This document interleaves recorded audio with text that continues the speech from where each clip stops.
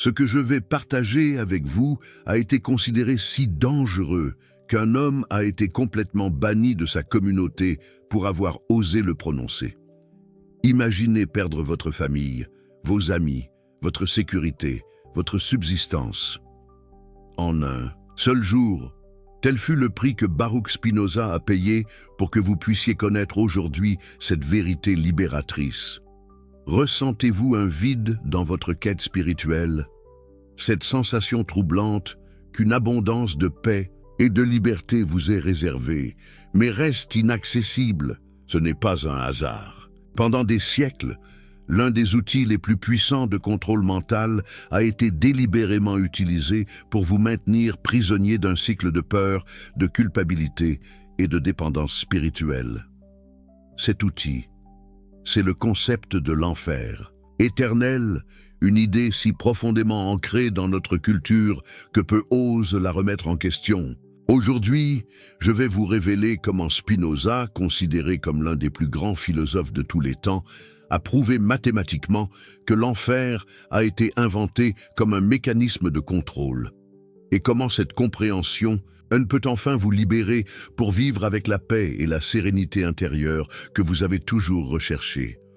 Ce que vous découvrirez dans les prochaines minutes n'est pas seulement une interprétation religieuse ou philosophique. C'est une révélation transformatrice, délibérément occultée, qui a le pouvoir de faire s'effondrer des systèmes entiers de contrôle mental qui limitent votre capacité à expérimenter la véritable liberté spirituelle. Vous connaissez cette sensation de poids constant, comme si vos choix étaient sans cesse jugés par une puissance invisible, prête à vous condamner. Je connais cette sensation. L'autocensure constante, la peur paralysante de commettre des erreurs, l'anxiété face à ce qui se passera après la mort. Ce ne sont pas des sentiments naturels, ce sont des programmations installées. Allons droit au but. Baruch Spinoza, dans son œuvre majeure, L'éthique, un livre si révolutionnaire qu'il ne put être publié qu'après sa mort, a développé un système philosophique qui a prouvé quelque chose d'extraordinaire. L'enfer, comme lieu de tourment éternel, non seulement n'existe pas, mais a été délibérément créé comme l'outil ultime de domination tout au long de l'histoire. Permettez-moi de vous faire part de quelque chose de choquant.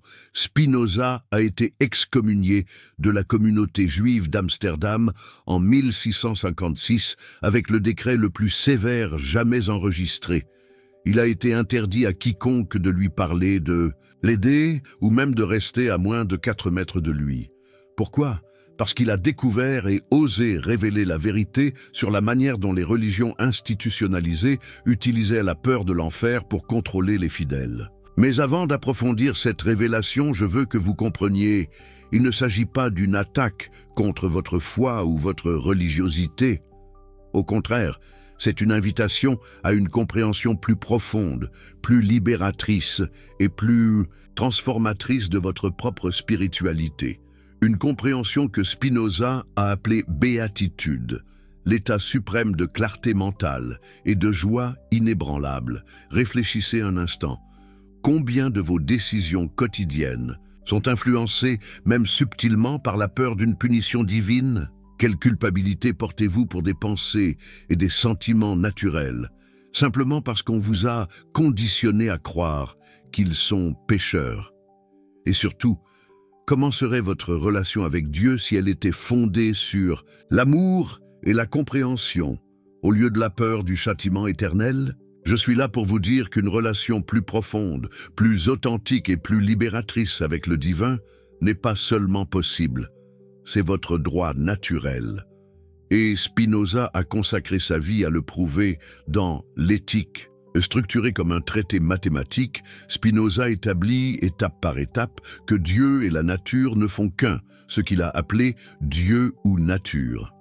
Cette compréhension moniste révolutionnaire défie complètement l'idée d'un Dieu anthropomorphe qui juge, condamne et envoie des gens en enfer. Avez-vous déjà réfléchi à la raison pour laquelle l'idée de tourment éternel est si centrale dans de nombreuses traditions religieuses?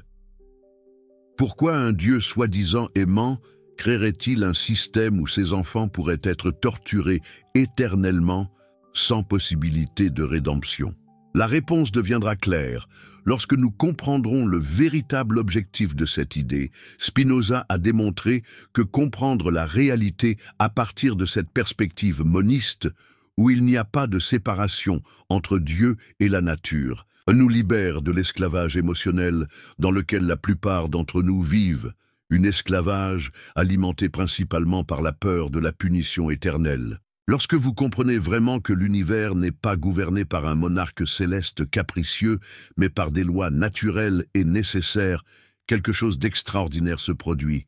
Vous devenez libre, libre de la peur, libre de la culpabilité, libre d'explorer votre spiritualité d'une manière entièrement nouvelle et libératrice. Je sens votre hésitation. Je sais exactement à quel point il est difficile de remettre en question des croyances fondamentales qui nous ont été implantées depuis l'enfance. On a l'impression de trahir quelque chose de sacré, mais comme Spinoza l'a découvert, la véritable trahison, c'est d'accepter des limitations à notre compréhension du divin qui ont été imposées non pour nous rapprocher de Dieu, mais pour nous maintenir contrôlables. Permettez-moi de vous montrer comment cela fonctionne. Le système de contrôle basé sur la peur de l'enfer fonctionne grâce à 3 mécanismes psychologiques puissants que Spinoza a identifiés dans son analyse des affects humains. Premièrement, l'angoisse existentielle, notre peur innée, de l'inconnu, notamment de la mort. Les institutions religieuses traditionnelles se sont appropriées cette peur naturelle et l'ont amplifiée avec des images vives de tourments éternels. Ce n'est pas un hasard si les descriptions de l'enfer sont si détaillées et sensorielles dans de nombreux textes religieux.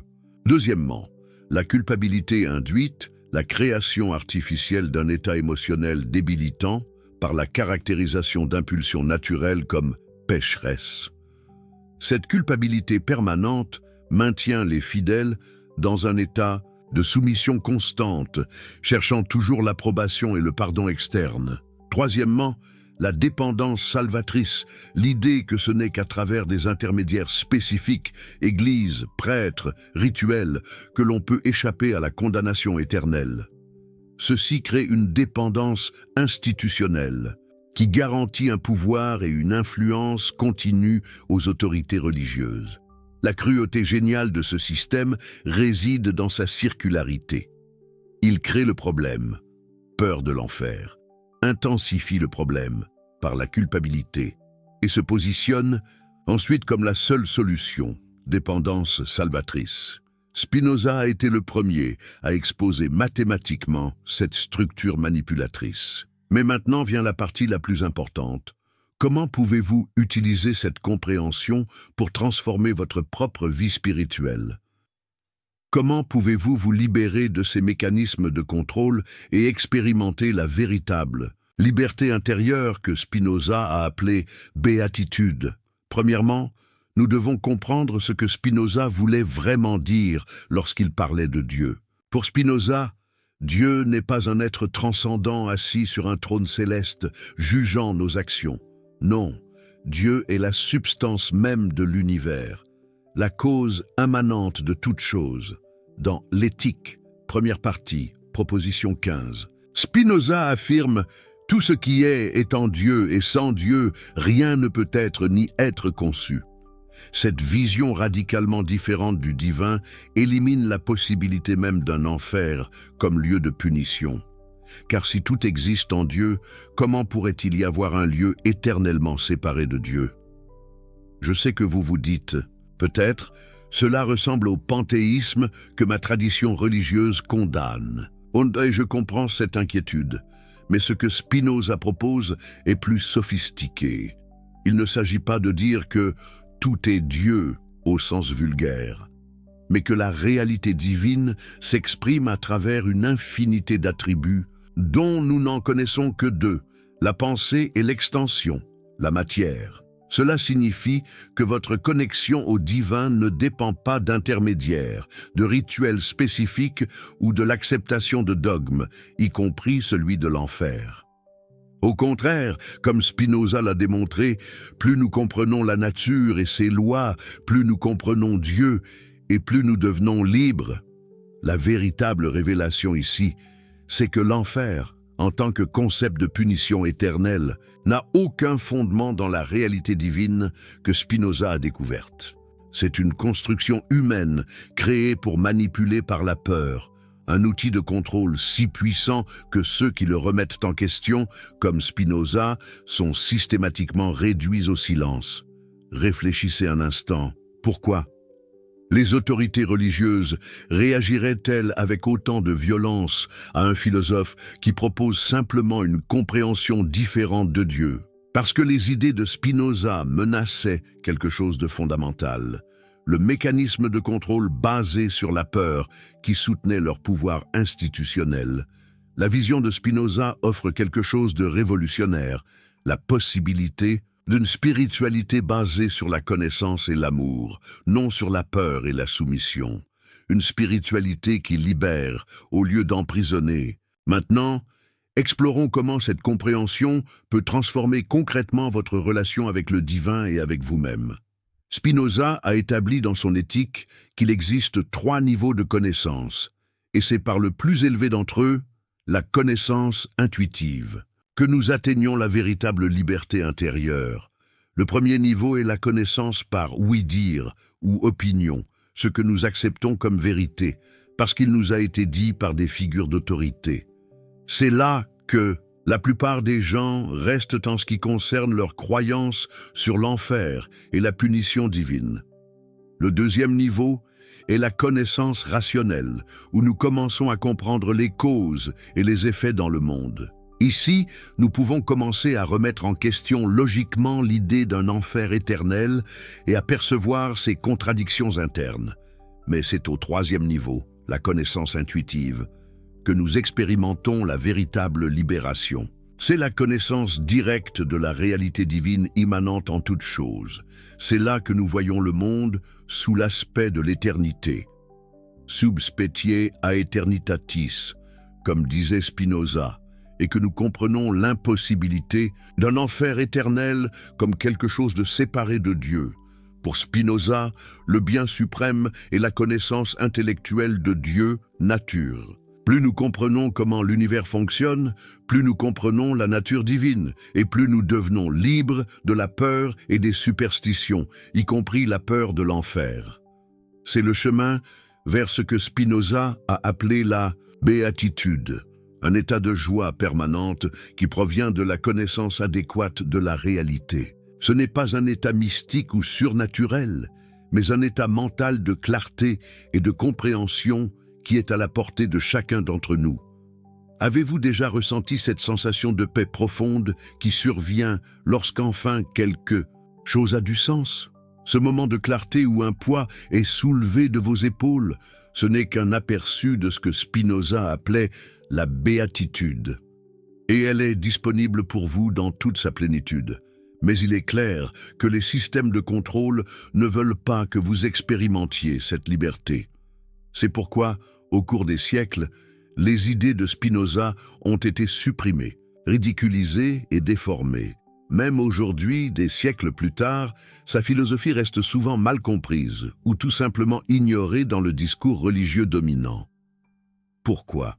Parce qu'une personne qui connaît la vérité sur l'enfer, qui comprend qu'il n'y a pas de condamnation éternelle, seulement les conséquences naturelles de nos actions, est une personne impossible à contrôler par la peur.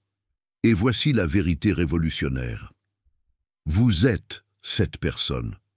Ou du moins, vous avez le potentiel de l'être. Vous avez le potentiel de vivre libre de la peur de l'enfer, de la culpabilité artificielle et de la dépendance à des intermédiaires pour votre salut. Mais pour atteindre cette liberté, nous devons d'abord déconstruire les fausses notions sur l'enfer qui ont été implantées dans notre esprit. Et pour cela, nous devons comprendre comment ces idées ont été créées et pourquoi la notion d'enfer comme lieu de tourment éternel n'est pas apparue de nulle part. Elle a été développée au cours des siècles, intégrant des éléments de diverses cultures et traditions, et a été progressivement affinée comme un outil de contrôle social et religieux. Spinoza, dans son traité théologico-politique, analyse comment les autorités religieuses ont utilisé la peur, en particulier la peur de la punition éternelle, pour maintenir les fidèles dans un état d'obéissance. Il a écrit « Le grand secret du régime monarchique et son principal intérêt consiste à maintenir les hommes trompés et à déguiser, sous le nom spécieux de religion, la peur par laquelle on veut les contrôler. » Cette observation pourrait facilement s'appliquer à la manière dont le concept d'enfer a été employé tout au long de l'histoire. La peur du tourment éternel est probablement l'outil de contrôle le plus puissant jamais créé, car il agit au niveau le plus profond de notre psyché, notre angoisse existentielle de la mort et de l'inconnu.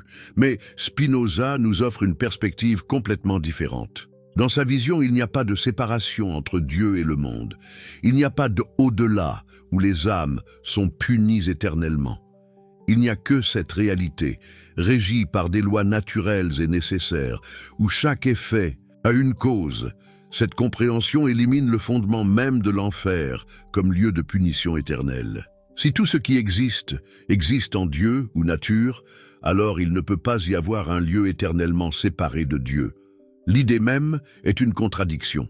Maintenant, je sais que vous vous dites peut-être, mais qu'arrive-t-il aux personnes qui font des choses terribles?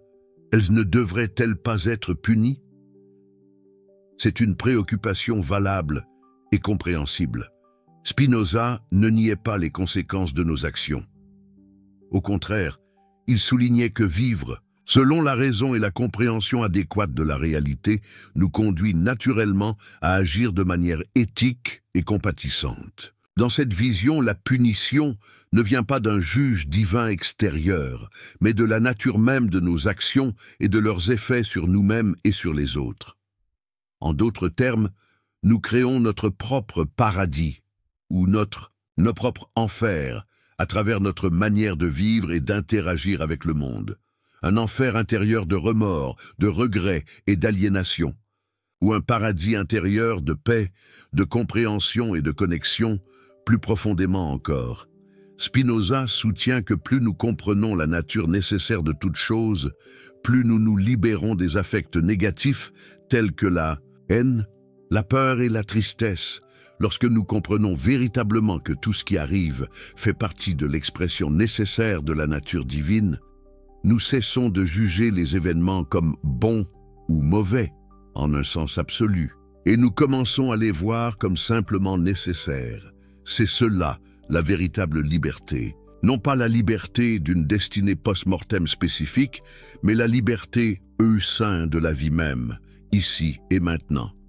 C'est ce que Spinoza a appelé « vivre sous l'aspect de l'éternité », voir les choses non d'une perspective limitée et temporelle, mais d'une perspective plus large et plus globale, et c'est ici que la révélation de Spinoza sur l'enfer devient véritablement libératrice. Lorsque nous comprenons que l'enfer n'est pas un lieu réel, mais un outil de contrôle créé pour manipuler par la peur, nous pouvons enfin nous libérer de cette peur. Nous pouvons développer une relation avec le divin basée sur l'amour et la compréhension, non sur la terreur et la soumission. Imaginez comme serait votre vie sans le poids constant de la peur, de la condamnation éternelle. Imaginez comme il serait de vous relier à Dieu, non comme à un juge sévère, mais comme à l'essence même de la réalité dont vous êtes une expression unique et nécessaire. Imaginez la liberté d'explorer votre spiritualité sans les limitations imposées par la peur de l'enfer. Tel est l'appel que Spinoza nous lance. Un appel à une compréhension plus profonde, plus libératrice et plus transformatrice du divin. Un appel qu'il a payé de son exclusion sociale et qui a failli lui coûter la vie. Et maintenant, préparez-vous à la révélation la plus profonde. Le système de contrôle basé sur l'enfer ne se trouve pas seulement dans les institutions religieuses. Il s'est infiltré dans chaque aspect de notre société. Il est dans les écoles qui enseignent l'obéissance avant la compréhension. Il est dans les médias qui alimentent la peur constante. Il est dans les relations où l'amour est Conditionné à la conformité, la véritable ingéniosité de ce système réside dans son invisibilité. Comme Spinoza l'a démontré dans l'Éthique, partie 4, proposition 68. Si les hommes naissaient libres, ils ne formeraient aucun concept du bien et du mal tant qu'ils resteraient libres. Le concept d'enfer éternel fonctionne parce que nous avons été conditionnés depuis notre naissance à accepter l'idée que nous méritons une punition éternelle pour notre nature intrinsèquement pécheresse. Mais remarquez bien, cette idée contredit directement la compréhension spinoziste de Dieu comme unique substance infinie qui s'exprime à travers des attributs infinis. Si nous sommes des modes ou des expressions de cette substance divine, comment pourrions-nous être intrinsèquement pécheurs ou méritants d'une punition éternelle? La neuroscience moderne commence seulement à confirmer ce que Spinoza a prouvé mathématiquement il y a des siècles.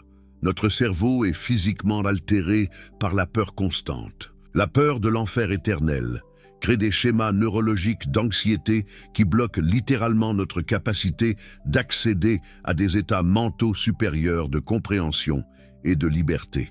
Pensez-y comme à une prison mentale au mur. Invisible, vous pouvez vous déplacer à l'intérieur, faire des choix à l'intérieur, mais vous êtes toujours confiné par les limites de la structure. L'enfer comme outil de contrôle fonctionne exactement ainsi. Il crée des frontières invisibles pour votre pensée, votre spiritualité, votre propre expérience de l'être. Mais voici la vérité libératrice que Spinoza a découverte. Ces murs sont illusoires, ils n'existent que parce que nous y croyons, et lorsque nous comprenons leur véritable nature, ils disparaissent tout simplement. Permettez-moi de partager un exemple concret. Sophie a grandi dans une tradition religieuse qui mettait fortement l'accent sur l'enfer comme destination pour les pécheurs.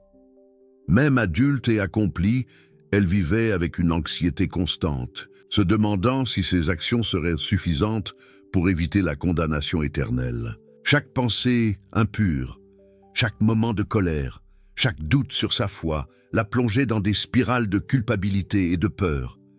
Puis elle a découvert la philosophie de Spinoza, en comprenant que Dieu n'est pas un monarque céleste, qui juge et condamne, mais l'essence même de la réalité dont elle est une expression, quelque chose d'extraordinaire s'est produit.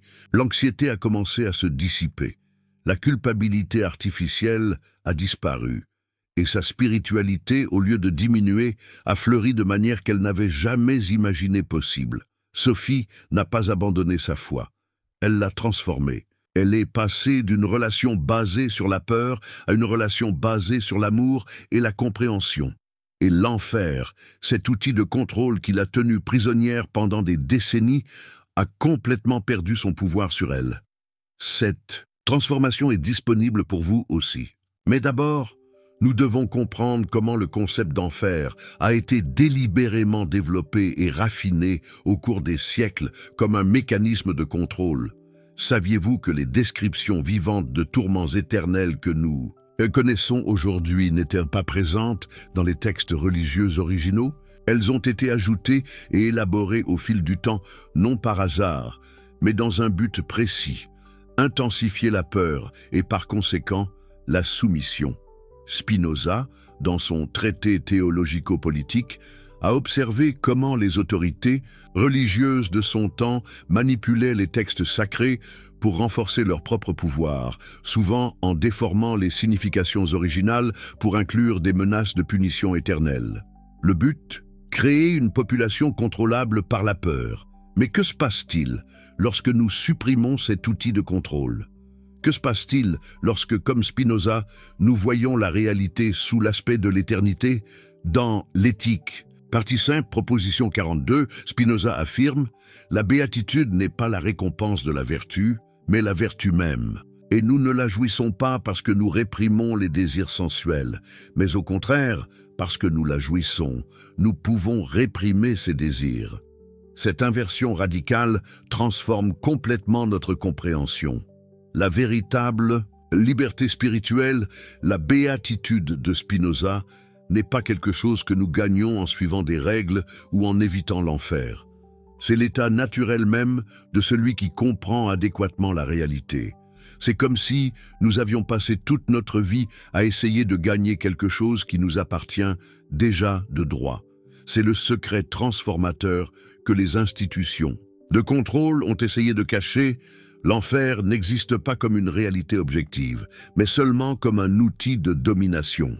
Et une fois que vous voyez cela clairement, une transformation profonde commence à se produire. Spinoza a appelé cela la connaissance intuitive, ou du troisième genre, le niveau le plus élevé de compréhension où nous voyons directement la nature nécessaire de toute chose. À ce niveau, la peur de l'enfer éternel se dissout complètement, car nous comprenons son impossibilité logique au sein de la réalité unifiée que Spinoza a révélée. Maintenant, je veux vous guider à travers un processus pratique pour appliquer cette compréhension libératrice à votre propre vie. C'est le cadre que j'ai extrait de l'éthique de Spinoza et adapté à notre réalité contemporaine. Premièrement, la reconnaissance. Observez comment la peur de l'enfer ou d'une punition divine influence vos décisions, vos pensées, vos relations. Remarquez la sensation physique de cette peur lorsqu'elle surgit. Ne la jugez pas, ne tentez pas de la supprimer. Observez-la simplement avec une conscience claire. Cette étape est cruciale, car comme Spinoza l'a démontré, nous ne pouvons surmonter ce que nous ne reconnaissons pas clairement. Dans l'éthique partie 3, définition 3, il écrit « Par affection, j'entends les affections du corps, par lesquelles la puissance d'agir du propre corps est augmentée ou diminuée, favorisée ou entravée, ainsi que les idées de et ses affections. » Reconnaître comment la peur de l'enfer diminue votre puissance d'agir est le premier pas pour vous en libérer. Deuxièmement, la déconstruction. Examinez de manière critique l'idée d'enfer éternel. D'où vient-elle? Historiquement, comment s'est-elle développée? Qui bénéficie de cette croyance? Quelles sont ses contradictions logiques? Spinoza nous a appris à utiliser l'intellect pour dissiper les superstitions. Dans le traité théologico-politique, il soutient que nous devons interpréter les textes religieux dans leur contexte historique, non comme des vérités absolues et littérales. En appliquant cette méthode au concept d'enfer, ces incohérences internes deviennent évidentes. Troisièmement, la reformulation. Développer une compréhension plus élevée du divin basée sur l'amour et la connaissance, non sur la peur et la soumission. À quoi ressemblerait votre spiritualité si elle était impulsée par la joie de comprendre et non par la peur de la punition? Pour Spinoza, Dieu et la nature ne font qu'un, Dieu ou nature. Cela signifie que le divin n'est pas séparé de la réalité, jugeant de l'extérieur, mais qu'il est l'essence même de tout ce qui existe. Dans cette vision, votre connexion avec le divin passe par la connaissance et l'amour intellectuel, non par la peur de l'enfer. Quatrièmement, la libération. Pratiquez le fait de voir les événements et les décisions sous l'aspect de l'éternité, d'une perspective plus large qui transcende les jugements moralisateurs basés sur la peur. Comment vos choix changent-ils lorsqu'ils sont motivés par l'amour de la connaissance et non par la peur de la punition? Spinoza écrit dans l'Éthique partie 5, proposition 32.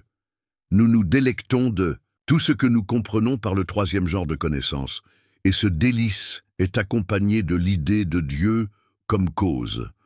C'est la vraie liberté, la joie qui vient de la compréhension claire de la réalité. Cinquièmement, l'expansion. Partagez cette compréhension libératrice avec d'autres qui sont encore prisonniers de la peur. Non avec arrogance ou confrontation, mais avec compassion et respect pour le chemin unique de chaque personne. Spinoza valorise la liberté de penser comme essentielle à une société saine. Dans le traité théologico-politique, il soutient que le véritable but de l'État est la liberté. En vous libérant de la peur de l'enfer et en aidant les autres à faire de même, vous contribuez à une société plus libre et plus éclairée. Et maintenant, je veux partager quelque chose de profondément personnel. J'ai moi aussi vécu sous le poids écrasant de la peur de l'enfer.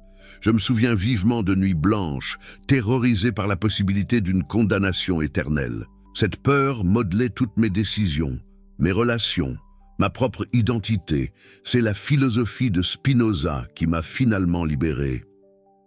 Lorsque j'ai compris que l'univers n'est pas gouverné par un monarque céleste vengeur, mais qu'il fonctionne selon des lois naturelles et nécessaires, lorsque j'ai réalisé que nous sommes des expressions finies d'une substance infinie que certains appellent Dieu, lorsque j'ai finalement vu que l'enfer est une construction humaine créée pour contrôler par la peur, c'est alors que j'ai expérimenté la vraie liberté pour la première fois. Cette liberté n'a pas diminué ma spiritualité, elle l'a immensément approfondie. Elle ne m'a pas rendu moins éthique. Au contraire, elle m'a permis d'agir par amour et par compréhension, et non par peur de la punition. Et par-dessus tout, elle m'a permis d'expérimenter ce que Spinoza a appelé la béatitude, cet état de joie permanente qui provient de la connaissance adéquate de la réalité. Et le plus extraordinaire, c'est que cette même libération est disponible pour vous, maintenant même, en ce moment précis. Mais peut-être vous demandez-vous, si l'enfer n'existe pas comme un lieu réel de punition éternelle, comment dois-je comprendre les références qui y sont faites dans les textes religieux? C'est une question importante et profonde. Spinoza nous offre une approche révolutionnaire pour interpréter les textes religieux, non comme des descriptions littérales de la réalité, mais comme des outils adaptés à la compréhension des gens à différentes époques et dans différents contextes. Dans le traité théologico-politique, il soutient que les textes sacrés ont été écrits ad captum vulgi, selon la compréhension du peuple commun, utilisant des images, des métaphores et un langage qui résonnait avec les gens d'époques spécifiques, avec leurs limitations et leurs compréhensions particulières. Dans cette vision, les références à l'enfer peuvent être comprises comme des métaphores des conséquences naturelles d'actions néfastes, ou comme des outils pédagogiques adaptés à la compréhension des gens de cette époque, et non comme des descriptions littérales d'un lieu de tourment éternel. Cette approche herméneutique nous permet d'honorer les textes religieux pour leur valeur morale et spirituelle, sans rester prisonniers d'interprétations littérales qui contredisent à la fois la raison et la compréhension plus élevée du divin que Spinoza nous offre. Et voici une révélation surprenante. De nombreux théologiens et universitaires religieux contemporains arrivent à des conclusions similaires à celles de Spinoza, reconnaissant que les interprétations littérales de l'enfer sont problématiques, à la fois théologiquement et éthiquement. Ils redécouvrent ce que Spinoza a prouvé il y a des siècles, qu'une compréhension plus profonde du divin nous conduit naturellement au-delà de la peur de l'enfer, vers une spiritualité basée sur l'amour et la connaissance. Cette convergence entre la philosophie spinoziste et la théologie contemporaine avancée n'est pas accidentelle. C'est le résultat naturel du progrès des connaissances et de la compréhension humaine. Comme Spinoza l'a prédit, au fur et à mesure que nos connaissances s'élargissent, notre compréhension du divin s'élargit également. Et les superstitions basées sur la peur se dissolvent progressivement. Mais vous vous demandez peut-être, si l'enfer n'existe pas comme un lieu littéral de punition éternelle, qu'est-ce que cela signifie pour la justice divine? Qu'arrive-t-il à ceux qui causent de la souffrance et du mal aux autres? C'est une préoccupation profondément humaine et tout à fait compréhensible. Et la réponse de Spinoza est aussi belle que révolutionnaire.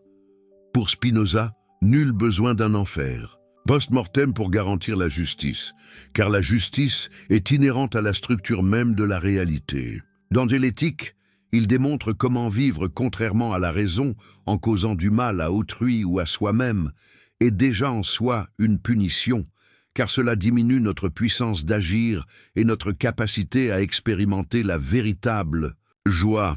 Autrement dit, ceux qui vivent dominés par des passions négatives comme la haine, l'avarice ou la cruauté vivent déjà dans une sorte d'enfer auto-imposé. Non pas un lieu physique de tourment, mais un état mental d'asservissement aux passions, que Spinoza considère comme la véritable prison de l'âme humaine. Imaginez les chaînes de la culpabilité, les ténèbres de l'angoisse existentielle. Une image puissante, non? À l'inverse, ceux qui développent une compréhension adéquate de la réalité et vivent conformément à cette compréhension expérimentent naturellement ce que Spinoza appelle la béatitude. Non pas une récompense extérieure pour bonne conduite, mais le résultat naturel d'un esprit fonctionnant à son plein potentiel, une lumière intérieure, une paix retrouvée. Cette vision transforme complètement notre compréhension de la justice divine, d'un système externe de récompense et de punition à un ordre naturel où la vertu et la compréhension sont leurs propres récompenses, et le vice et l'ignorance sont leurs propres punitions. Une justice immanente, un équilibre cosmique, et, le plus incroyable, la neuroscience moderne commence à confirmer cette vision spinoziste, démontrant comment certaines manières de vivre et de penser reconfigurent littéralement notre cerveau pour un plus grand bien-être ou pour la souffrance. Le corps et l'esprit inextricablement liés. Lorsque nous comprenons réellement cette vérité libératrice, qu'il n'existe pas d'enfer éternel attendant de nous punir, mais seulement les conséquences naturelles de nos propres actions et compréhensions, quelque chose d'extraordinaire se produit. La peur perd son pouvoir sur nous, la culpabilité induite se dissout, et nous sommes libres de développer une relation avec le divin basée sur l'amour et la compréhension, non sur la terreur et la soumission. Imaginez vivre chaque jour sans le poids écrasant de la peur de la condamnation éternelle. Imaginez prendre des décisions non pas en fonction de ce qui évitera la punition, mais de ce qui augmentera votre compréhension et votre joie. Imaginez vous connecter au divin non pas comme un juge sévère, mais comme l'essence même de la réalité, dont vous êtes une expression unique et nécessaire, une connexion profonde. Une union sacrée, c'est la liberté que Spinoza nous offre, une liberté pour laquelle il a été persécuté et exclu, une liberté que les institutions de contrôle ont tenté de supprimer pendant des siècles, une liberté qui enfin est disponible pour tous ceux qui osent questionner et comprendre. Et maintenant, je vous invite à faire le pas suivant dans ce voyage de libération. Ne vous contentez pas d'accepter ce que j'ai partagé aujourd'hui. Investiguez par vous-même, lisez l'éthique de Spinoza, même si c'est difficile. Examinez de manière critique l'idée d'enfer éternel et ses origines historiques. Posez-vous la question, qui profite du maintien de ce système de contrôle basé sur la peur? Un système de pouvoir, une manipulation subtile. C'est la véritable révolution que Spinoza a initiée, non pas un rejet de la spiritualité, mais une transformation profonde de notre compréhension du divin. Une révolution qui nous libère de la peur de l'enfer et nous ouvre à une relation avec le divin basée sur l'amour, la compréhension et la véritable liberté. Une libération spirituelle, une renaissance intérieure. Si vous avez ressenti une quelconque résonance avec ce que j'ai partagé aujourd'hui, sachez que vous n'êtes pas seul. Des millions de personnes à travers le monde s'éveillent à cette même compréhension libératrice, même si elles n'ont souvent pas les mots pour l'exprimer. Vous faites partie d'une révolution silencieuse de la conscience humaine, une révolution que Spinoza a prédite et pour laquelle il a tout sacrifié. Votre voyage vers la liberté ne fait que commencer. Et il commence par cette compréhension simple mais profonde. L'enfer est un outil de contrôle, pas une réalité métaphysique. Et une fois que vous voyez cela clairement, les portes de la véritable liberté spirituelle s'ouvrent devant vous. Abonnez-vous à cette chaîne pour d'autres révélations comme celle-ci.